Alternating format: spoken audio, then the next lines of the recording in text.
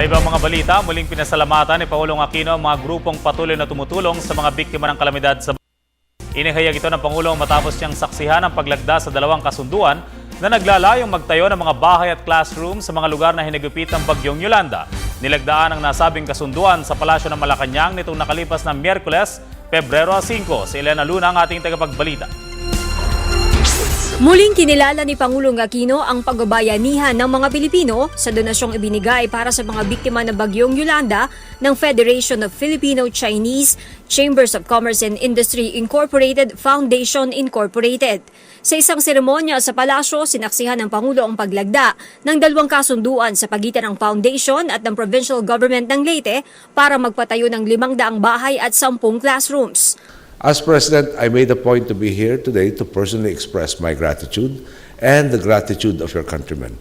Your actions and your willingness to respond in times of crisis have inspired in me the expectation that you will act with the same amount of solidarity no matter what challenges lie ahead.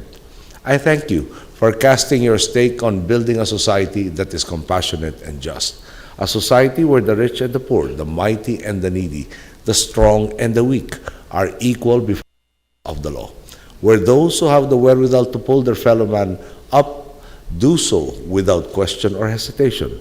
Tatawaging Filipino-Chinese Friendship Village ang itatayong mga bahay sa 5 ektaryang lote sa Barangay Barayong, Palo, Leyte. Nagkakahalaga ng 40 milyong piso ang mga bahay habang 2 milyong piso naman ang mga classrooms. Months from now, 500 families in Leyte will have new houses and hundreds of students will be using the new Barrio School. We are hopeful that these shelters and school will help improve the lives of our community residents. Ayon kay Leyte Governor Leopoldo Dominico Petilla, patuloy silang nananawagan sa pribadong sektor para suportahan ang pagbangon ng kanilang lalawigan. Sinabi ng Pangulo na 3 buwan matapos ang kalamidad, ibang pagsubok naman ang kailangang harapin. As we rebuild the communities affected by Typhoon Yolanda, we must do so in a way that can unshackle us from the vicious cycle of destruction and reconstruction. This is precisely why we are building back better. Instead of simply rebuilding what was lost, we are building in a way that makes our communities more resilient in the face of disaster. And participation makes this a reality. Umaabot sa halos 150 milyong piso ang kabuuang donasyon na ibinigay ng Filipino-Chinese community para sa bagyong Yolanda. Kabilang na dito ang tulong na ibinigay ng iba nilang miyembro, gaya ni Carlos Sean na nagbigay ng 400 classrooms na nagkakahalaga ng 80 milyong piso. Mula rin sa grupong ito nanggaling ang 50,000 relief packs, welding generator sets, mga gamot, water purifying system at 200 fishing boats na Bank Kabuhayan Project. Tiniyak ng Pangulo na tinatapatan ng gobyerno ang pagsisikap ng pribadong grupong ito.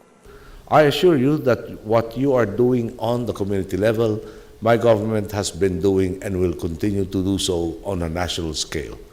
Inclusiveness remains our guiding principle as we build a regime of opportunities and empower those who have lost so much to the tragedies that befell our country in the past year. As we welcome a new year in both the Gregorian and lunar calendars, let us never forget the lessons that were taught to us by Yolanda.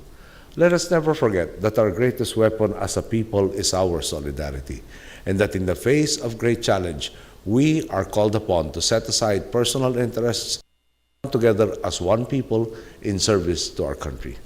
Para sa Telebisyon ng Bayan, Elena Luna.